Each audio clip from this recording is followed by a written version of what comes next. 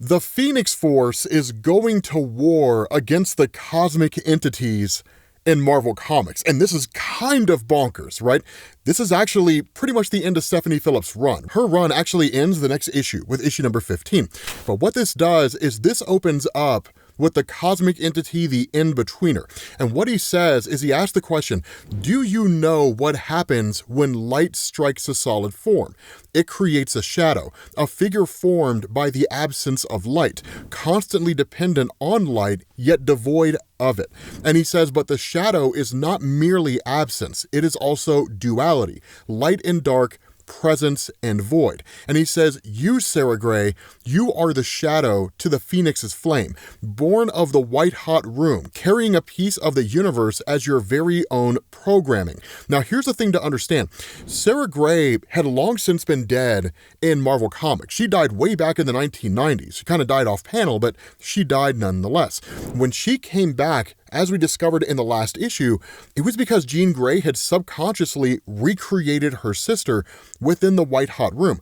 But that's not supposed to happen, because what Jean Grey is doing with the power of the Phoenix is she's basically messing with reality, using reality as her own plaything. It's not a nefarious act, but it is an imbalancing act nonetheless. And that's why Sarah asked the question, are you saying that Jean created me, that I'm not real? And the response to the in-betweener is really fascinating here, right? You are, and you are not. Now, here's the issue when it comes to the in-betweener in Marvel Comics. Yes, the story of Gods by Jonathan Hickman kind of shifted up a lot of what we know about cosmic entities. And with the character Oblivion, for example, it actually gave him a defined role, whereas previously it was largely left to fan interpretation, right? Surviving the end of everything, right? That sort of thing. But with the in-betweener, his role largely stayed intact. And for the most part, he just is kind of the go-between for Master Order and Lord Chaos, the two cosmic entities that represent their namesakes. So there's a lot of duality when it comes to him. And oftentimes, the answers he gives are not very clear. And that's why Sarah says, you may be the in-betweener, happy with binaries, but I need answers. And I need to know, what am I? And at that point, you switch back over to Jean. Now, Jean was taken to the future by Cable, right? As we mentioned before, Cable's a retcon machine, right? Whenever Marvel has some event that they want to do, and they want to show that like the future is catastrophic if this event comes to fruition, Cable jumps to the present day and says, don't do that, you're going to destroy the future. That's really how it works with Cable in Marvel Comics. And that's exactly what he did here. He grabbed Jean Grey from the present day and brought her to the future and showed her, this is the future that awaits if you stay your course and you keep having this whole situation with Sarah Gray continue to function. The reality is she has to die, because if she doesn't die, the future is destroyed, right? Because a war is going to take place between you and all the cosmic entities. And so Jean has to contend with this idea that, number one, she did create Sara. And number two, in order to restore balance, she has to kill her sister. Now, Jean knows on one side that Sara's not real, right? Sara's just kind of a result of her own messing with reality.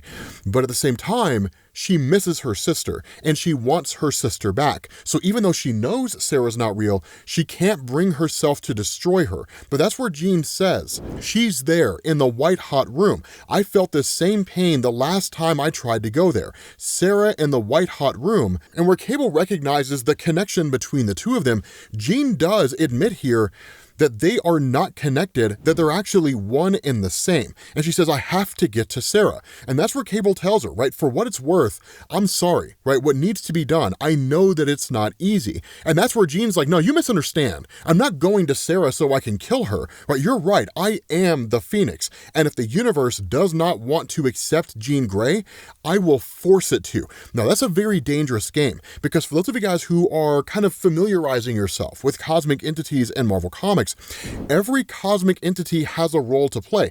That goes all the way back to the conversation that Mistress Death had with Galactus when Galactus wanted to end himself, when he wanted to end his existence. And Mistress Death told him, as much as it sucks, that's your role. It was something that was basically hearkened again in the trial of Reed Richards. Over and over and over again in Marvel, they've established every cosmic entity has a purpose. Jean is a cosmic entity, and she has been ever since she connected to the Phoenix Force. There's been times when she's been without the Phoenix, but when she is the Phoenix, she is a cosmic force, and her role is to represent the destruction and the recreation of all things in existence, right? The end of life and the rebirth of life. It's not to toy with things. It's not to bring back her sister, even on a subconscious level, and then refuse to correct her mistake. It's not to function the way a normal human would with the power of a god. And so what this does is it actually jumps back to a bit of a moment between Jean and Sara. Now, this is also kind of a retcon, and I'll explain why here in a second.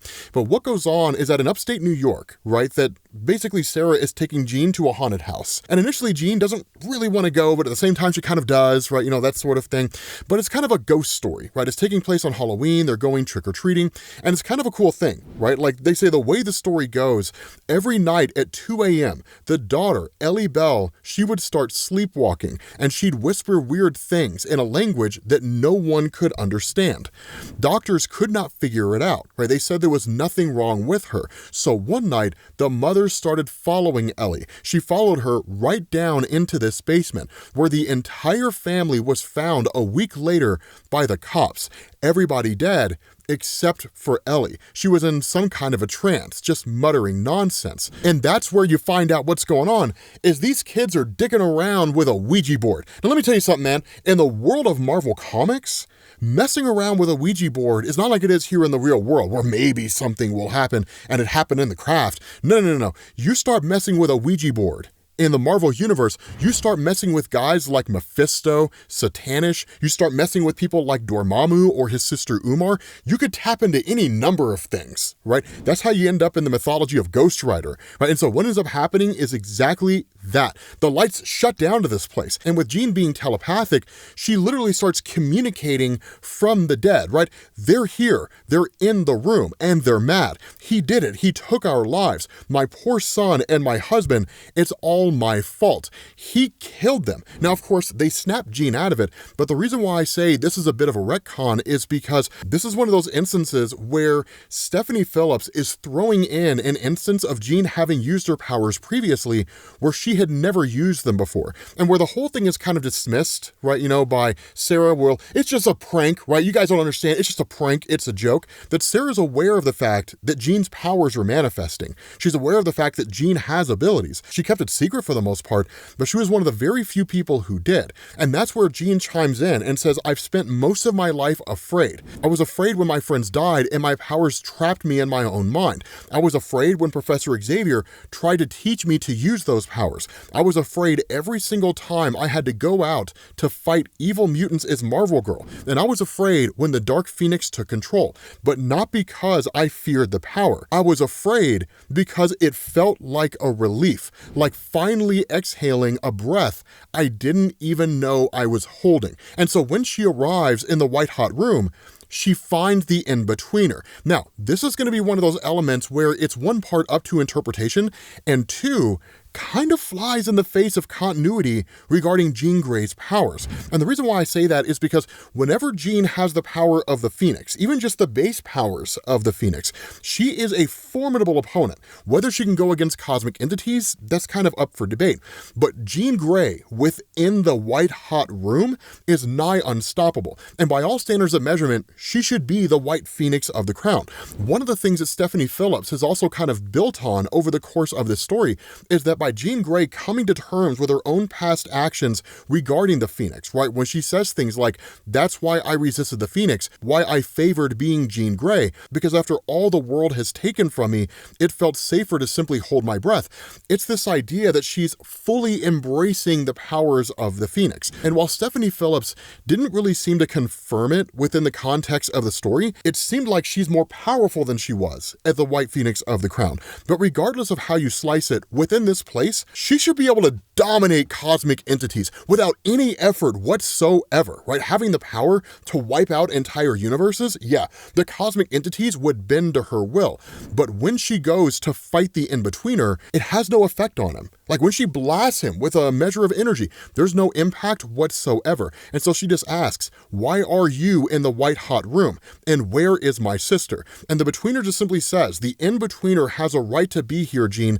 It is my job job to preserve the equilibrium of all opposing forces in the universe. And you have upset that equilibrium greatly, haven't you? Because her creating Sara is creating that imbalance, and her refusal to destroy Sara is maintaining that imbalance. And that's where she lashes out at the in-betweener.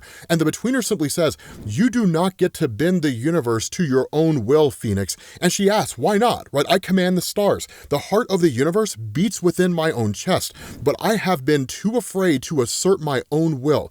I've seen so much death, caused so much death, and yet I've had to hold back, even when it cost me my family. And that's what's important here, is because she's seemingly channeling the full power of the Phoenix, yet she's not able to destroy the in-betweener. So your mileage may vary on what you think the intention is here, right? Is she actually intending to destroy the in-betweener? Is she just trying to prove a point and trying to get the in-betweener to go on his own way?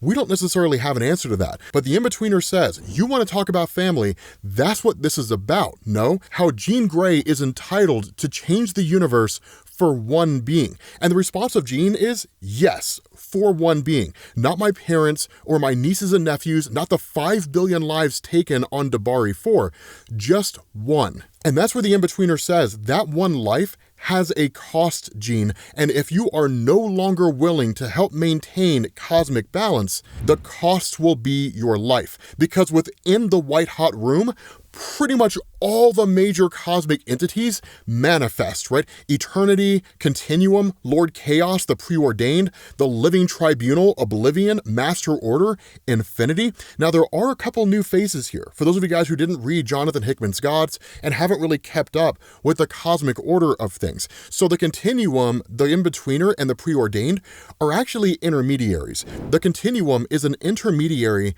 between infinity and eternity, the same way that the In-Betweener is an intermediary between Master Order and Lord Chaos. The Preordained is an intermediary between the Living Tribunal and Oblivion. Of course, we also see the cosmic entities look a little bit different. The reason why that happens is just because of the fact that the cosmic entities, number one, can take on any form they want to, but more often than not, they travel to the dimension of manifestations, right? Where Anthropomorpho basically gives them embodies, which can take on any form they want. So that's why they show up here looking different. I kind of think it looks cool. But at the end of the day, eternity says the gods are here to witness. You will do the right thing. And Jean just tells Sara, right? I will handle this. I promise. And that's where Sara's like, I understand what it is that you have to do. I understand that you have to kill me. And Jean just says, I can't. And that's where eternity and infinity step forward and ask the question, you can't or you won't. And eternity even says, even as the Phoenix, you are no match for us on your own. And that's where this voice kind of comes out of nowhere and says, she's not on her own. She has all of us. And where the question's asked by Jean, right? Like all of us, like who are you talking about? That's when Rookshear, Rachel Summers, Quentin Quire, Hope Summers, Fong Ji-woo, right? All these former hosts, living or dead, of the Phoenix Force manifest. Now, here's the thing to understand.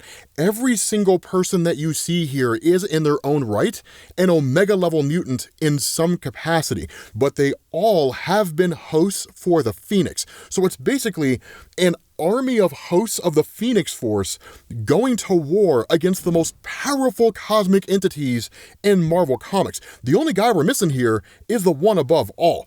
This is crazy, man. So with that being said, guys, we're going to bring this to an end. Hopefully you guys enjoyed this video. If you did, drop a like. Thank you all for watching, and I will catch you all later. Peace.